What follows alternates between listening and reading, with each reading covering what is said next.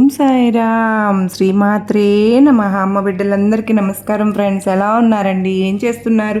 అందరూ బాగున్నారు కదా? మన అమ్మ దయ వలన అందరూ బాగుండాలని మనస్ఫూర్తిగా అమ్మవారిని కోరుకుంటూ ఈరోజు వీడియోలో అమ్మ సన్నిధి ద్వారా మనకు వచ్చినటువంటి సందేశం ఏంటి అంటే కనుక నీతో మాట్లాడాలని వచ్చాను. ఎందుకో తెలియదమ్మా, నీకు ఈ విషయం ఈ నిమిషమే చెప్పాలని వచ్చాను. ఒక తల్లిగా నన్ను భావిస్తే కనుక నేను చెప్పేటటువంటి సందేశాన్ని పూర్తిగా ఆలకించు అని అమ్మవారు అయితే మనకి ఈరోజు ఒక చక్కటి సందేశం ద్వారా మన ముందుకైతే వచ్చారు ఫ్రెండ్స్.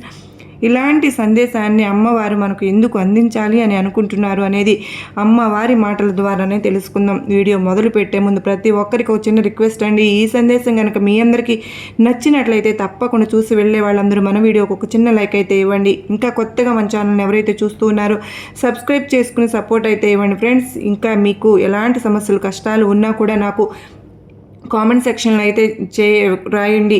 మీ పేర్లు చదివించి అమ్మవారి గుడికి వెళ్ళినప్పుడు తప్పకుండా అమ్మవారి సందేశాన్ని ఇప్పుడు తెలుసుకుందామా. మరి నీతో మాట్లాడాలని ఒక తల్లిగా వచ్చాను, కాదని నన్ను బాధ పెట్టవద్దు.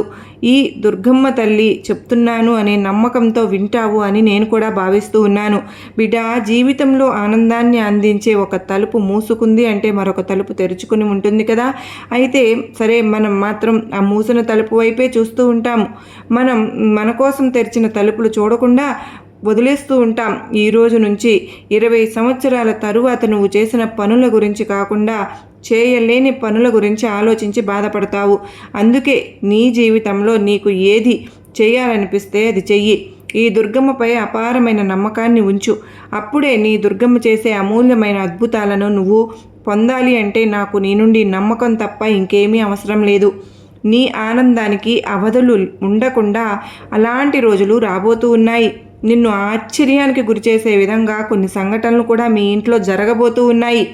నా ఆశీర్వాదం నీకు ఎల్లప్పుడూ కూడా తోడుగా ఉంటుంది అని నేను చెబుతూ ఉన్నాను కదా, కానీ నువ్వే నమ్మడం లేదు. ఇప్పుడు చూడు, రాబోయే రోజుల్లో నువ్వు ఎంత ఆనందాన్ని పొందబోతూ ఉన్నావో, నువ్వు ఇప్పటి వరకు ఏదైతే కోల్పోయావో అవన్నీ కూడా నీ దరికి వచ్చేలా అయితే వెతుక్కుంటూ ఏదో ఒక రూపంలో వచ్చేలాగా మార్గాన్ని నీకు చెప్పబోతూ ఉన్నాను. అయితే నువ్వు నా నామస్మరణ కానీ లేదంటే నీ ఇష్ట దైవ నామస్మరణ కానీ ఎల్లప్పుడూ చేస్తూ ఉండు. నీ మనసులో స్థిర నివాసం ఉన్న నీ ఇష్టదైవాన్ని మనస్ఫూర్తిగా వేడుకో. నన్ను పూర్తిగా నమ్మావు కదా, అలాగే నీకు కావలసింది కూడా అడిగావు. తప్పకుండా నువ్వు అడిగింది ఇవ్వబోతూ ఉన్నాను. నీ జీవితానికి చేసింది ఇదే ఏంటి అంటే కనుక మంచి చేసేది ఎవరు అని అనుకుంటున్నావు? నువ్వు ఎంతగానో నమ్మినటువంటి నీ దుర్గమ్మ. ఎంత కష్టమైనా సరే, మార్గమైనా సరే నిన్ను సురక్షితంగా ఖచ్చితంగా బయటపడేసే ఇది ఈ దుర్గమ్మే కదా, బయటపడేస్తుంది. జీవితాన్ని కూడా నీకు ఎంతో వరంలాగా అనుభవించు, అదృష్టంలాగా భావించు. కష్ట సుఖాలను కూడా ఇంతవరకు సమానంగా భావించావు కదా, అది నిజంగా చాలా అంటే చాలా గొప్ప విషయం. అలాగే కొన్ని రోజుల్లో గెలుపు ఓటమిలు కూడా రాబోతూ ఉన్నాయి. వాటిని కూడా నువ్వు సమానంగానే స్వీకరించాలి. అలాగే నీకు మంచి జీవితాన్ని అందించబోతున్నానని పూర్తిగా చెప్పాను కదా. నువ్వు కోల్పోయిన ఎటువంటి ఆనందాన్ని అయినా సరే, వస్తువు అయినా సరే నీకు తిరిగి ఇవ్వడానికి నీ దుర్గమ్మను, నీ తల్లిని నీ వద్దకు రాబోతున్నాను అని కూడా చెప్పాను. అదేమిటో నీకు ముందు నీకే అర్థమవుతుంది. అలాగే నా వద్ద నువ్వు ఎంతగా కన్నీరు కారుస్తూ బాధపడ్డావో, ఇన్ని రోజులు నుంచి కూడా నిద్రాహారాలు సైతం మానుకుని మరిచిపోయి పదే జరిగిన దాని గురించి ఆలోచిస్తూ దిగులు చెందుతూ ఉన్నావు. కనుకనే అదంతా కూడా నాకు బాగా తెలుసు. నా పైన నువ్వు పెట్టుకున్నటువంటి నమ్మకాన్ని ఎట్టి పరిస్థితుల్లోనూ కూడా ఒమ్ము చేయనమ్మా. నిజంగా నేను నీకు తోడుగా, నీడగా, రక్షణగా ఉంటాను. అలాగే నువ్వు ఇంతవరకు చీకటిగా ఉన్నా సరే నీ వెనుక వెలుగును చూపుతూ నీతో పాటే నడుస్తూ నీ కష్ట సుఖాల్లో తోడుగా నీ దుర్గమ్మను, నీ తల్లిని ఉంటూ ఉన్నాను. నీకు ఎప్పటికీ కూడా దారి కోల్పోయే రోజు రాకుండా నా సందేశాల ద్వారా నీకు ధైర్యాన్ని నీ మనసులో నింపుతూ నీ అడుగులు వేస్తూ వస్తున్నాను. నా సహకారం నీకు ఎప్పుడు తోడుగా కూడా ఉంటుందని నిరూపించుకుంటూనే ఉన్నాను. మరొక విషయం ఏమిటి అంటే, ఎప్పుడు కూడా ఎక్కువ భయాందోళన చెందవలసిన అవసరం లేదు. నేను చూసుకుంటున్నటువంటి నీ దుర్గమ్మ నీ కుటుంబాన్ని మాత్రం ఎందుకు విడిచిపెడతాను చెప్పు? నువ్వు నా బిడ్డవు, అలాగే నీ బిడ్డలు కూడా నా బిడ్డలు కారా? నీ కుటుంబ సభ్యులకు ఎటువంటి హాని కూడా జరగకుండా నేను నీకు భరోసా కల్పిస్తూ ఉన్నాను. ఈరోజు నేను నీతో మాత్రమే ఎందుకు ఇలా మాట్లాడాలని చెబుతూ ఉన్నానో నీకే అర్థమవుతుంది. అలాగే నీతో మాట్లాడుతూ నీతో మాత్రమే ఎందుకు ఒక తల్లిగా కోరి నీకు ఏదో ఒకటి చేయాలని చెప్పి నాకు ఎందుకు ఇన్నాళ్ళు నీ జీవితంలో ఎన్నో బాధలు కష్టాలు పడి ఎంతో విసిగిపోయావు కదూ.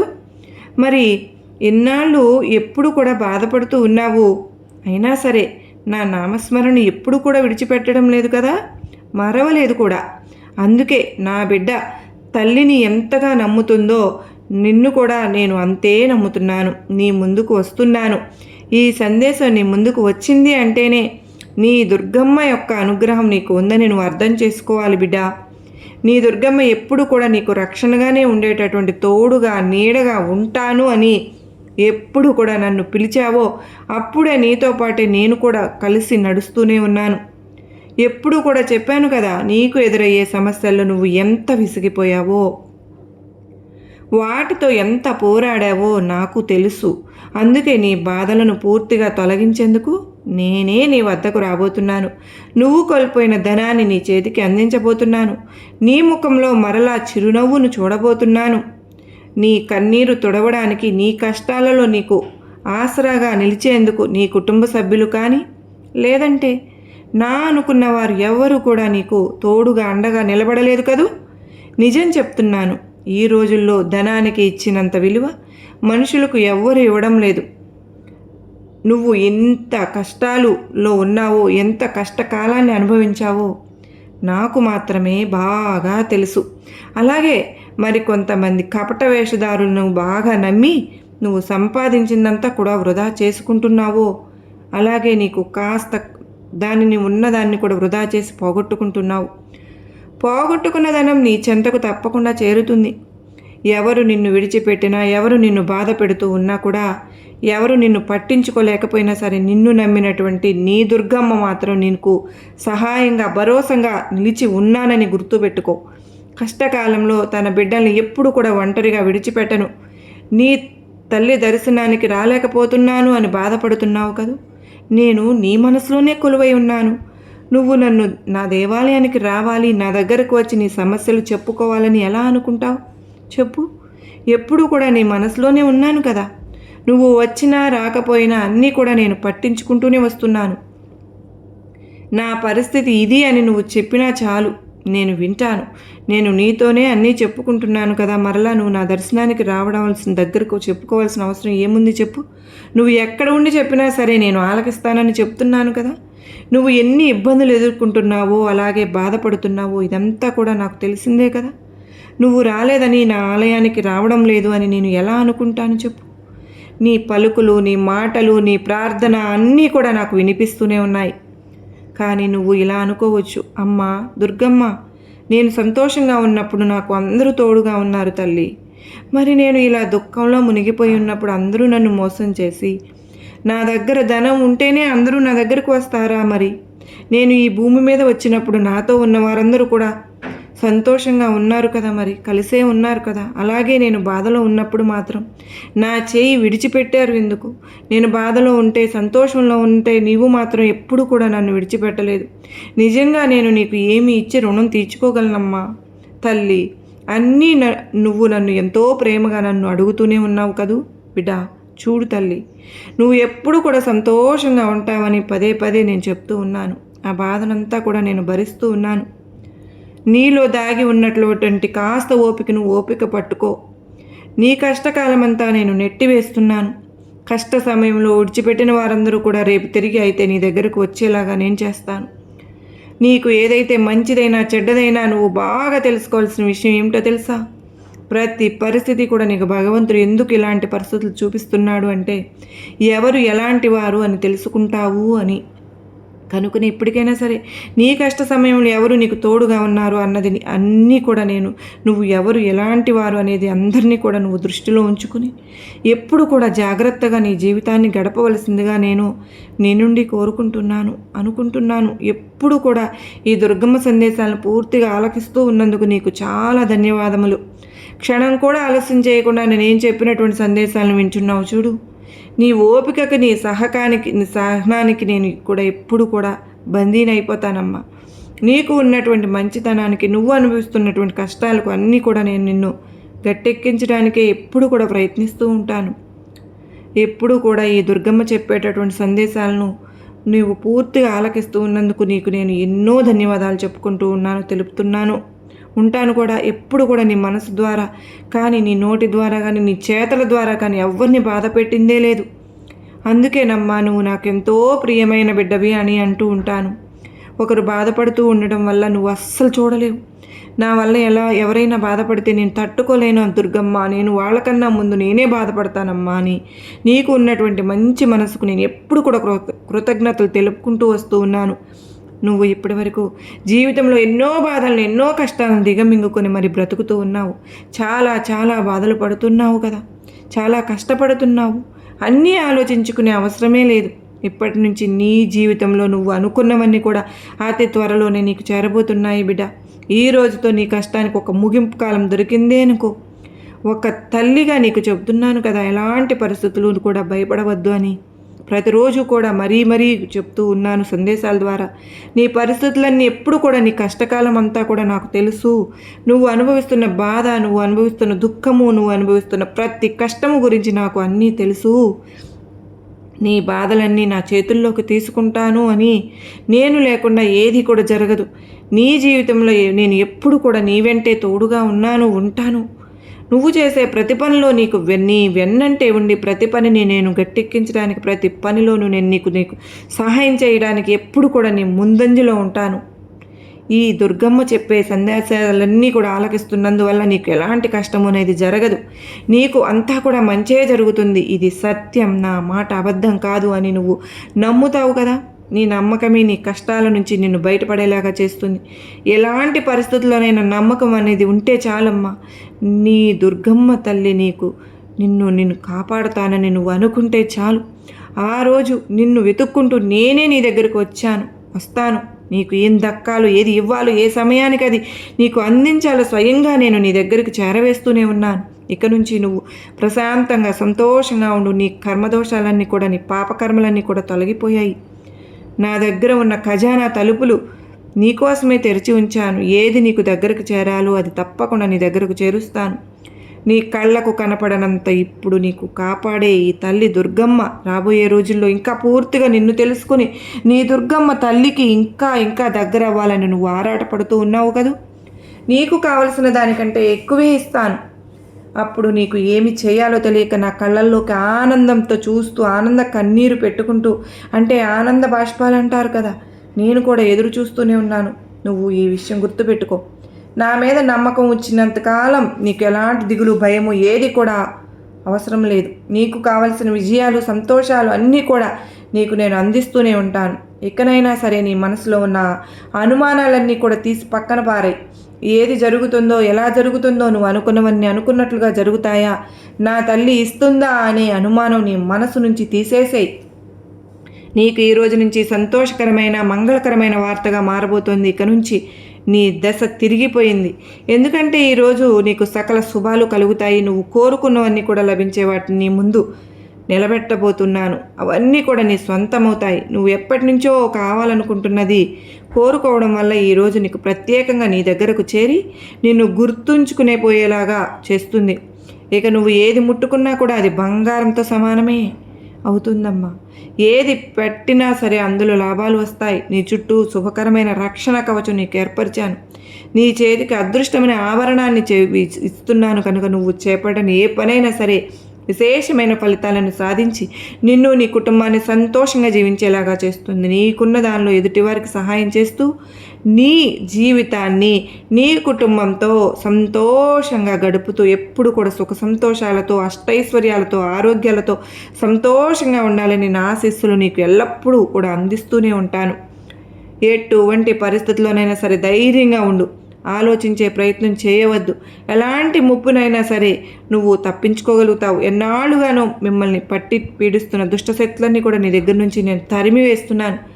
ఇకపై ఎలాంటి ఆందోళన వద్దు. మానసికంగా సంతోషంగా ఉండు. అనవసరంగా కన్నీరు పెట్టడం వల్ల ఏమన్నా ప్రయోజనం ఉందా? అనవసరంగా ఆరోగ్యం దెబ్బతింటుంది. కానీ జరిగింది ఏదో తలుచుకుంటూ నీ జీవితాన్ని వేదన భరితం చేసుకోవద్దు. నీ జీవితంలో కష్టనష్టాలు, ఒడిదుడుకులు, బాధలు ఇవన్నీ కూడా తరచుగానే వస్తూ ఉన్నాయి. అవి వచ్చిన ప్రతిసారి నీ మనసు ఎంతో వేదనతో చాలా రోధిస్తూ ఉంటుంది. బాధ వచ్చిన ప్రతిసారి కూడా నా పాదాల చెంతకు వచ్చి, దుర్గమ్మ నేను ఈ కష్టాలు పడలేకపోతున్నాను తల్లి, మోయలేనంత బరువును నా తలపైన ఎందుకమ్మా పెట్టావు, నా జీవితం ఎందుకమ్మా ఇలా అయిపోయింది, ఇన్ని కష్టాలు అని ఎందుకు నన్ను ఏడిపిస్తూ నన్ను అడుగుతూ ఉన్నావు, ప్రార్థిస్తూ ఉన్నావు, నన్ను చూడాలని చెప్పి ఎప్పుడు కూడా అనుకోవడం లేదు. ఎందుకంటే నువ్వు ఎప్పుడు కూడా నవ్వుతూనే ఉండాలి, ఆనందంగా ఉండాలనే కదా ఏ తల్లి అయినా కోరుకుంటుంది. నా మనసు ఎంత బాధగా ఉంటుందో చెప్పు. నువ్వు ఒక్కసారి ఆలోచించుకో. నువ్వు ఏడ్చినప్పుడు కష్టాల గురించి కొత్తగా నాకు చెప్పాల్సిన అవసరం ఉందా? ఎందుకంటే నువ్వు పడే ప్రతి బాధ నాకు తెలియదా? నీ యొక్క ఆనందాన్ని నేను నీ యొక్క కష్టాలను చూడలేనా? నీ కష్టాన్ని చూడలేని నువ్వు లేనని నువ్వు ఎలా అనుకుంటున్నావు చెప్పు అని నువ్వు అనుకుంటే పొరపాటు పడినట్లే కదా. ఒక చెట్టుకు పువ్వులు రావాలంటే మొదట అది కొంచెం ఎదుగుతూ వచ్చి దానికి ముళ్ళు వచ్చిన తర్వాతే కదా అందమైన పువ్వులు చూస్తాం మనం. అదేవిధంగా నీ జీవితంలో ఇప్పుడు కష్టాల సమయం అనేది జరుగుతూ ఉంటుంది. నీకు అధికంగా కష్టాలు వస్తున్నాయి అంటే దానికి అర్థం నువ్వు సుఖాలు అనేవి రాబోతున్నాయి కదా అని. ఆ కష్టం వచ్చినప్పుడు బాధపడకుండా ఏడవకుండా ఇదేంటి దుర్గమ్మ అని ఏడుస్తూ నాకు చెప్పవలసిన అవసరమే లేదు. నువ్వు నన్ను ప్రార్థించే సమయం ఏదైతే ఉందో నా దగ్గరకు వచ్చి ఆ సమయంలో నువ్వు ఏదైనా సరే ఉన్నా ఆ సమయంలో ఎందుకు వస్తావు? కాస్తంత మనశ్శాంతి కోసమే కదా మరి. అటువంటి సమయంలో కూడా నువ్వు కన్నీరు పెట్టుకుంటూ ఏడుస్తూ నేను నిన్ను చూడగలనా చెప్పు? ఒక్క విషయం నువ్వే ఆలోచించు. నా దగ్గరకు వచ్చినప్పుడు అటువంటి సహాయంలో అయినా సరే నువ్వు కన్నీరు పెట్టుకుంటూ ఉంటే నేను నిన్ను ఆ సమయంలో చూడగలుగుతానా? నా దగ్గరకు వచ్చినప్పుడైనా సంతోషంగా ఉండాలిగా. ఇక నువ్వు ఎక్కువ నీ కష్టాలను అనుభవించే రోజులు లేవు. నీకు తప్పకుండా మంచి జరిగే రోజు నేను నీకు ప్రసాదిస్తాను. ఈ రోజులో నీ దశ తిరిగిపోయింది. ఇక నువ్వు జీవితంలో చూడవలసింది ఎన్నో చూస్తావు. చిన్న వయసులోనే అనుభవించిన కష్టాలన్నీ కూడా అనుభవించేశావు. ఎంతోమందికి ప్రేమను పంచిపెట్టావు, కానీ ఎవరికీ నీ విలువ తెలియకుండానే అయిపోయింది. ఎంతోమందిని ప్రేమతో దగ్గరకు తీసుకున్నావు, అన్నం పెట్టావు నీ చేతితో, ఎంతమందికి వండి పెట్టావు. అయినా కూడా ఎవరికి కూడా నీ మీద విశ్వాసం లేదని నువ్వు బాధపడుతున్నావు కదా.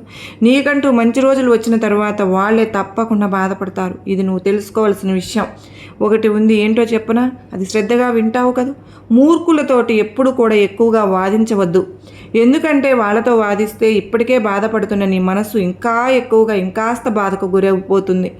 నేను నీకు ఎప్పుడు కూడా చెప్పే విధంగా నీ యొక్క జీవితం ఏదైతే ఉందో అది నీ చేతిలో లేదు. అది వస్తువు అయినా సరే కానీ, పని అయినా సరే కానీ, లేదంటే బంధమైనా కానీ, ఏదైనా సరే వారి ఇష్టానికి వదిలేయి. ఎందుకంటే నువ్వు ఎంతగా నీ దగ్గరకు లాక్కోవాలని చూసినా సరే అది నీది కాదు అని అనుకున్నప్పుడు నీ దగ్గరకు ఎప్పటికీ కూడా రాదని గుర్తుపెట్టుకో. ఎదుటివారి నీతో ఎలా మాట్లాడుతున్నారో నువ్వు కూడా అదే విధంగా మాట్లాడడానికి ప్రయత్నించు. అప్పుడే నీ విలువ అందరికీ కూడా తెలుస్తుంది. అందరితో కూడా అతి చనువుతో ఎక్కువగా మాట్లాడేసి ఎక్కువగా అందరి పైన ప్రేమను పెంచుకోవద్దు. అది నీ మనశ్శాంతికి చాలా విరుద్ధం. అంటే నీ మనశ్శాంతి నువ్వే కోల్పోతున్నావు. ఎప్పుడు కూడా ఎవరితో ఎంతలో ఉండాలో అంతలోనే ఉండు.